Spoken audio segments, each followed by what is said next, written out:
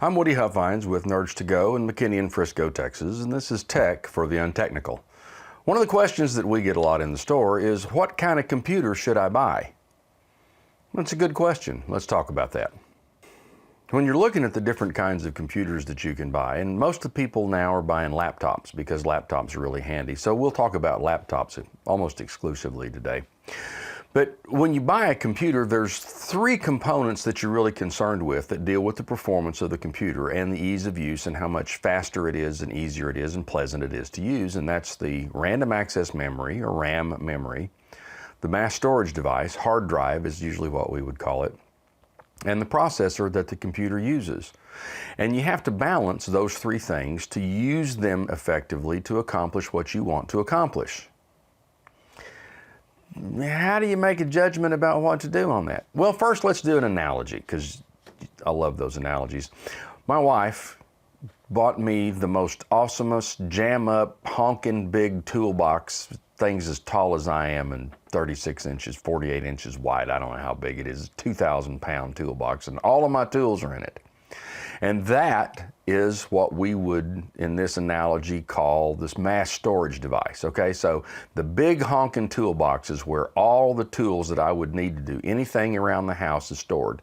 And I know if my wife's watching, she's probably laughing about me doing something around the house. But the second thing that you would think about is the RAM. The analogy here is the tool belt that I would use. So if I was going to do something, let's say replace a ceiling fan in the front bedroom, I would need some tools to go in there to replace that ceiling fan. And I have this 2,000-pound toolbox out there that's probably a little big to go wheeling through the house to that bedroom. So I would need some tools to take with me to go to the bedroom to change the ceiling fan. So what tools would I need and how would I get them there? Well, if I had a tool belt, it'd make it a lot more efficient. Let's say I didn't have a tool belt, okay? If I don't have a tool belt, I go in, I climb up on the ladder and I go, oh, okay, I need a Phillips head screwdriver. So I climb back down off the ladder and I walk to the garage and I get a Phillips head screwdriver and I come back and I take off the access plate that I'm looking at and oh, I need some wire cutters. So I get back down off the toolbox and back and forth the toolbox. So the more tools that I can have with me in a tool belt speeds up the operation of changing that ceiling fan, because I have to go back to the toolbox less frequently to accomplish the thing that I want to accomplish. So in the computer space, that's like RAM and hard drive. The hard drive is the big toolbox. The RAM is the tools that I carry with me in that tool belt. And in this analogy, I'm the processor, the one that's doing the work. So if I want to do a job quickly and efficiently, I need a big tool belt so that I can carry all the tools with me that I need to go do the job that I'm going to do. So I would put my tool belt on and I'd put all the tools that I need to complete a job in my tool belt, and then go to the front bedroom and change the ceiling fan. And in the tool belt, I'd have all the screwdrivers and wire cutters and wire nuts and voltage testers and everything that I needed, so I wouldn't ever have to go back to the big toolbox to get another tool. That is kind of what we're talking about when we talk about RAM, processor, and mass storage or hard drive. What you want is a computer that allows the processor or the working thing to have enough stuff in a tool belt that it can get to quickly, that it doesn't have to go back to the mass storage device to get other stuff off. So you with me? RAM or random access memory is kind of like the tool belt. Mass storage device is kind of like the big toolbox in the garage. If you have to go back to the big toolbox in the garage, it's going to take you longer to get things done. So to have a computer that loads up quickly, so that when you mash the start button, it's ready to go quickly, the first thing that needs to happen is it needs to move the information out of the mass storage device into the RAM as quickly as it can using the processor. The fastest way to get that accomplished, to make the boot time faster, is to have a fast storage device. We talked last time about hard disk drives and solid state drives. There's a link up here if you want to go watch that video about what the difference is between those two. So if you have a solid state drive and a lot of RAM, your computer will run a lot faster. It'll be a lot more pleasant to use and you won't have so many slowdowns. But the question now becomes, how do I combine a processor that'll do what I need it to do, with enough RAM to make it as fast as I want to make it, and have a storage drive that will offload the data as quickly as I need it to get the computer started up for me to use it.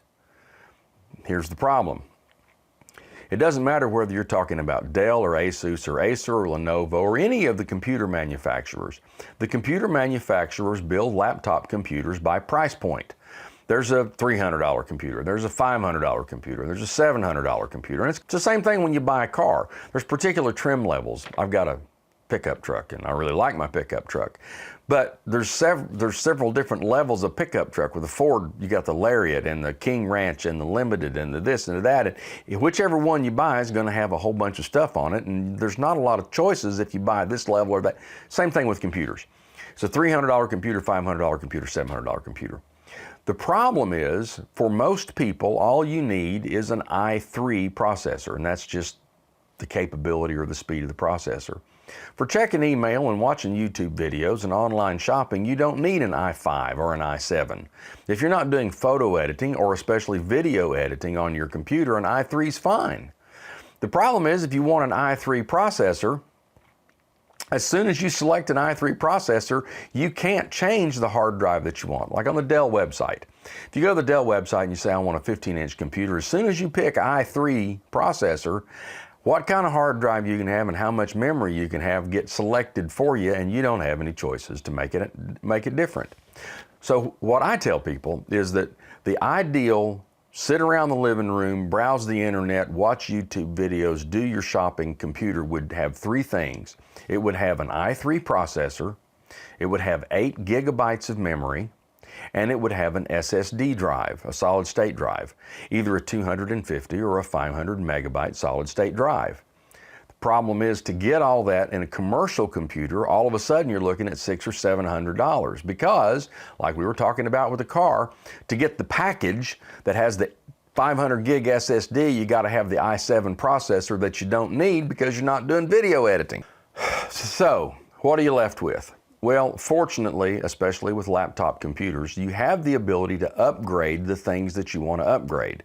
For example, you could go buy a relatively inexpensive i3 processor computer, change out some memory and put a different hard drive in it, and you've got a much more capable, much better machine for your use than having to buy the $700 computer to get the 500 gigabyte SSD. So how do you end up getting the computer that you want? If Dell's going to force you into a package, or Asus or Lenovo or whoever, the best thing to do is to find a way to modify or customize a laptop. Get the processor that you want or that you think that you need. An i3 if you're just browsing the internet and watching YouTube videos. An i5 if you want a little more performance and you do some photo editing. And then an i7 if you're a jam-up computer user that you're doing video editing and running 6 or 8 programs at a time. After you get that, then you can pick the amount of RAM and the hard drive space, probably an SSD that you want, to get to where you want to go. I would recommend that you come see us at Nerds to Go in McKinney and Frisco, because we can build one like that for you. But either way, the problem now with consumer computers is they're built by price point instead of functionality. So what kind of computer do you need? Well, to be most effective, you probably need a laptop that's been customized by somebody who knows what they're doing. If this information is helpful to you, click the subscribe button below, hit the notification bell, and when we put one of these out, you'll be notified. Thanks for joining us. I'm Woody Huffines from Nerds to Go in McKinney and Frisco, Texas. This has been Tech for the Untechnical.